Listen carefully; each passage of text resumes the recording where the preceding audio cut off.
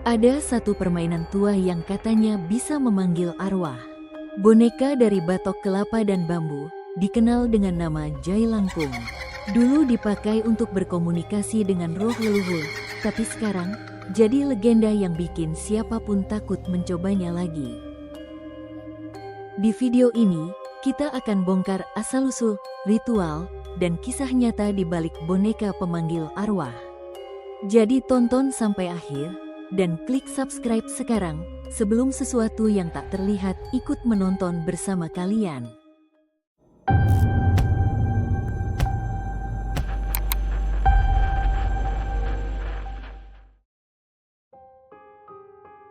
Jai Langkung dikenal sebagai salah satu ritual pemanggilan arwah paling tua di Indonesia.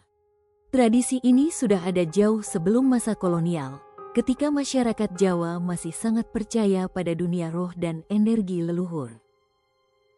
Dalam bentuk aslinya, ritual ini bukan permainan. Ia adalah sarana komunikasi antara manusia dan arwah keluarga yang telah tiada. Boneka bambu dengan batok kelapa berfungsi sebagai wadah sementara, tempat roh dipersilakan hadir. Namun seiring waktu, terutama pada masa kolonial Belanda, Jai Langkung berubah menjadi semacam hiburan malam. Permainan berbahaya yang dimainkan remaja atau orang dewasa dengan rasa penasaran, ingin tahu siapa yang datang jika mantra diucapkan. Ada yang mengaku pernah melihat boneka itu menulis sendiri, ada juga yang kehilangan kesadaran setelah ritual selesai. Dan sejak itu, Jai Langkung tak lagi dianggap sekadar permainan, tapi gerbang menuju sesuatu yang lebih gelap. Ritual Jai Langkung biasanya dilakukan di tempat sepi, kadang di rumah kosong, kadang di halaman belakang, kadang di bawah pohon besar. 4 lilin menyala di sekeliling boneka, membentuk lingkaran cahaya. Para peserta duduk berhadapan, dengan tangan menggenggam batang bambu di belakang boneka. Mantra klasiknya diucapkan dengan nada rendah, hampir seperti bisikan. Jai Langkung, Jai Langset, datang tak diundang, pulang tak diantar.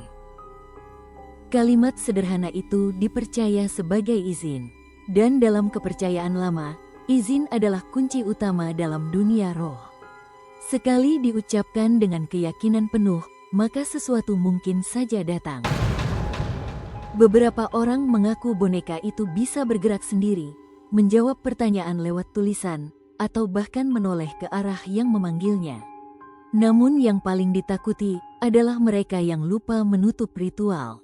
Karena arwah yang sudah datang, tak selalu mau pergi. Menariknya, Jai Langkung bukan satu-satunya ritual pemanggilan roh di dunia. Di barat, ada Ouija board, papan kayu dengan huruf dan angka yang digerakkan oleh roh. Di Thailand, ada luktep, boneka yang dipercaya berisi jiwa anak kecil. Di Jepang, ada Okiku doll, boneka yang rambutnya terus tumbuh hingga kini. Fenomena ini menunjukkan satu hal, manusia dimanapun, dari zaman manapun, selalu punya rasa penasaran yang sama tentang apa yang terjadi setelah mati.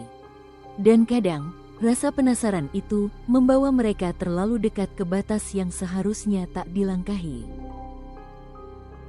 Salah satu kisah terkenal datang dari sebuah kota kecil di Jawa Timur. 3 remaja mencoba memainkan Jai Langkung di rumah kosong peninggalan Belanda. Awalnya mereka hanya ingin bercanda, tapi setelah lilin padam satu persatu, mereka mendengar suara langkah kaki di belakang. Ketika mereka menoleh, boneka yang tadi di depan sudah duduk di pojok ruangan. Tidak ada yang menyentuhnya, dan di dinding, dengan arang, tertulis huruf besar, "Aku sudah datang."